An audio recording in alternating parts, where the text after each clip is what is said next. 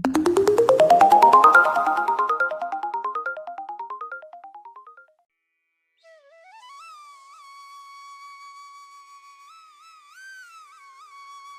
முறை ராஜகுருவை தெனாலிராமன் அவமானப்படுத்தி விட்டான் என்ற குற்றச்சாட்டு அரசவைக்கு கொண்டு வரப்பட்டது. தெனாலிராமனின் எந்த சமாதானத்தையும் அரசர் கேட்க தயாராக இல்லை. ராமனுக்கு தண்டனையை அளித்து விட்டார். ராமன் மீது பொறாமை கொண்ட ராஜகுருவும் மன்னனை தூண்டிவிட்டார்.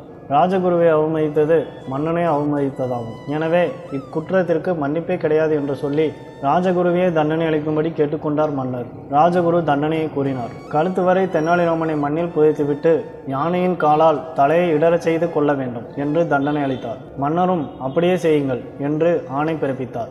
ஆணையை சீர்மேற்கொண்ட காவலர்கள் தெனாலிராமனை இழுத்து கொண்டு காட்டுக்கு சென்றனர். வழியில் ராமன் அவர்களோடு என்னென்னவோ பேச்சு கொடுத்து பார்த்தான். ஆனால் ராஜகுரு காவலர்களை எச்சரித்து தெனாலிராமன் ஏதோனும் பேசித்து தப்பித்து விடுவான், அதனால் எதுவும் பேசாதீர்கள் என்று கூறியிருந்தார். இந்த எச்சரிக்கை காரணமாக காவலர்கள் எதுவும் பேசாமல் நடந்தனர். ஊருக்கு எல்லையில் காடு இருந்தது. அங்கே ஒற்றையடி பாதை வழியே தெனாலிராமனை அழைத்துச் சென்றனர். மக்கள் நடமாட்டமில்லாத அமைதியாக இருந்த இடத்தில் நின்றார்கள். அந்த இடத்தில் ஒரு பெரிய பள்ளம் தோண்டினார்கள். தெனாலிராமனை அந்த பள்ளத்தில் இறக்கி கழுத்தளவு மண்ணால் மூடிவிட்டு யானையை கொண்டு வர அரண்மனைக்கு சென்று விட்டார்கள். தெனாலிராமன் தப்பிச் செல்ல வழியறியாமல் தேய்த்து மண்ணுக்குள் தவித்துக் கொண்டிருந்தான். சற்று தூரத்தில் ஒற்றையடி பாதை வழியாக யாரோ வருவது தெரிந்தது. ஐயா என்று தெனாலிராமன் பெருங்குரல் எடுத்து கூவி அழைத்தான். அந்த மனிதன் ராமனின் குரலை கேட்டு மெதுவாக அச்சத்துடன் அருகே வந்தான். அவனை பார்த்த ராமன், பயப்படாதீர்கள், அருகில் வாருங்கள் என அழைத்தான். வந்தவன் தன் முதுகில் இருந்த துணி மூட்டையை கீழே இறக்கி வைத்துவிட்டு ராமனின் முகத்தருகே அமர்ந்தான். யாரையா உம்மை மண்ணுக்குள் புதைத்தது என்றான்.